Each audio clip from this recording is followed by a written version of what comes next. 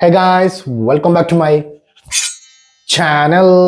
അപ്പം ലവർ എന്ന് പറയുന്ന ഒരു അടിപൊളി സിനിമ കണ്ടു. എന്താ പറയുക, കുറേ സത്യങ്ങൾ വിളിച്ച് പറയുന്ന ഒരു സിനിമ പോലെ എനിക്ക് തോന്നി. ഒരുപാട് സത്യങ്ങളാണ്. നിങ്ങൾ ഇത് കാണുമ്പോൾ നിങ്ങൾക്ക് മനസ്സിലാവും ഇതിലെവിടേക്കോ നിങ്ങളെയും കാണാം, എന്നെയും കാണാം. എന്നെ കണ്ടു കുറേ ഭാഗത്ത്. നിങ്ങളെയും കാണാൻ പറ്റുമെന്ന് എൻ്റെ ഏറ്റവും വലിയ വിശ്വാസം. അത്രയ്ക്കും ഗംഭീരമായ ഒരു അടിപൊളി സിനിമയായിരുന്നു.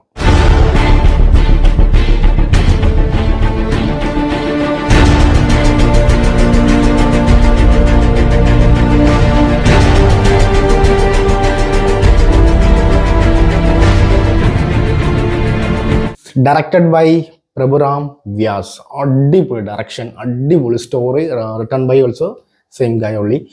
അടിപൊളിയായിരുന്നു. ഇതിനകത്തെ മെയിൻ ക്യാരക്ടേഴ്സ് എന്ന് വെച്ച് കഴിഞ്ഞാൽ മണികണ്ഠൻ കെ, പിന്നെ ശ്രീ ഗൗരിപ്രിയ എന്ന് പറയുന്നവരാണ് മെയിൻ ക്യാരക്ടേഴ്സ്.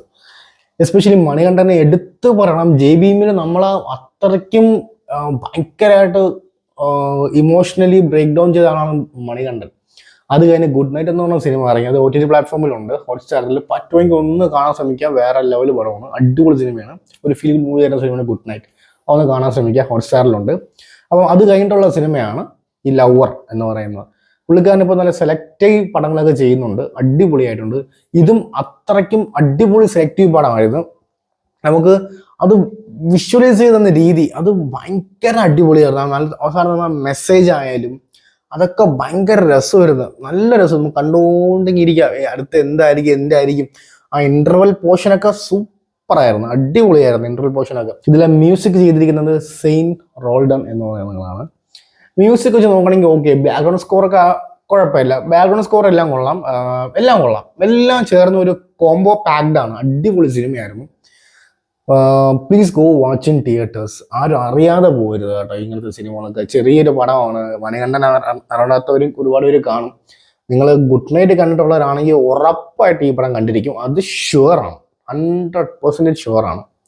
പക്ഷേ ഇങ്ങനത്തെ ഒരു പടം നിങ്ങൾ ഇപ്പോൾ യൂട്യൂബിലൊക്കെ സ്ക്രോൾ ചെയ്യുമ്പോൾ കണ്ടു പോകണമെങ്കിൽ പോലും അതൊന്ന് ക്ലിക്ക് ചെയ്യാൻ ശ്രമിക്കുക, അതിൻ്റെ ട്രെയിലർ കാണാൻ ശ്രമിക്കുക. അപ്പം നിങ്ങൾക്ക് പടം മിക്കവാറും ഇഷ്ടപ്പെടേണ്ടതാണ്.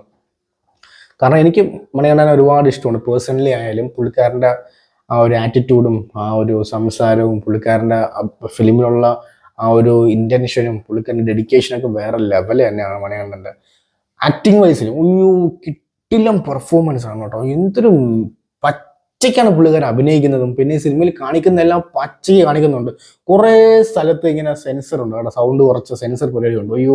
അത് എന്തിനാണെന്ന് അറിഞ്ഞൂടാ. പക്ഷെ അതൊക്കെ ഇട്ടെങ്കിൽ മാത്രമേ ആ പടത്തിന് ഒരു ഫുൾ ജീവൻ കിട്ടത്തുള്ളായിരുന്നുള്ളൂ. പക്ഷെ എങ്കിൽ പോലും എല്ലാത്തിലും പടം കയറി കൊളുത്തിയിട്ടുണ്ട്. ഞാൻ കണ്ടത് MOTയിലാണ്. MOTയിലേക്ക് എന്തൊരു ഫുഡിൻ്റെ ഒക്കെ റേറ്റ്, എൻ്റെ മോനെ. പോപ്കോണിൻ്റെ ഒക്കെ റേറ്റ്, സ്മോൾ സൈസിൻ്റെ റേറ്റ് എന്ന് വെച്ച് കഴിഞ്ഞാൽ 290 രൂപ. പിന്നെ മീഡിയത്തിന് വില 290, ലാർജിൻ്റെ വില 300. എന്ത് കത്തി പോകണമെന്ന്.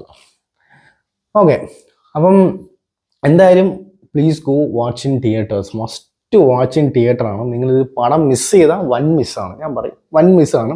പക്ഷേ ഇന്നല്ലെങ്കിൽ നാളെ നിങ്ങൾ ഈ സിനിമ കാണും ത്രൂ OTT പ്ലാറ്റ്ഫോം, അല്ലെങ്കിൽ ഏതിന് വഴി നിങ്ങൾ ഈ സിനിമ കാണും. ഇനി അങ്ങോട്ട് ഒരുപാട് ഈ സിനിമ ഇനി റീൽസ് വരാൻ, ഈ ഓരോരോ സീൻസൊക്കെ ഇനി റീൽസ് വരാൻ ചാൻസ് ഉണ്ട്. ഒരുപാട് സംഭവങ്ങളൊക്കെ ഇനി ഇത് വരും. അപ്പം നിങ്ങൾ അറിഞ്ഞ് നിങ്ങൾ കണ്ടോളൂ. അതുകൊണ്ടാണ് ഞാൻ പറയുന്നത്, ഇപ്പോഴേ കണ്ടുവച്ചോ. അടിപൊളി സിനിമയാണ്. Please go watch in theatres. അടിപൊളി സിനിമ. Really enjoyed. സൂപ്പർ സിനിമ. ഒരു ലവേഴ്സിന് നടക്കുന്ന ആ ഒരു ഇഷ്യൂസ്, പാരൻസിൻ്റെ ഇഷ്യൂസ്, ആ പാരൻസിൻ്റെ ഇഷ്യൂസ് നമുക്കൊക്കെ ഭയങ്കര റിലേറ്റബിൾ ആണ്. ഭയങ്കര റിലേറ്റബിൾ ആണ് ആ ഓരോ സീൻസ് എടുത്ത് വെച്ചേക്കുന്നത്. അതൊക്കെ അടിപൊളിയാണ്. നിങ്ങൾ എന്തായാലും നിങ്ങൾ കാണുമ്പോൾ നിങ്ങൾക്കത് മനസ്സിലാവും. Just trust me, go watch in theatres. Okay guys, അപ്പം ചാനൽ സബ്സ്ക്രൈബ് ചെയ്യുന്ന കാര്യം ഒന്ന് ആലോചിക്കുക. Sign off from Anand KC. എല്ലാം ആവട്ടെ.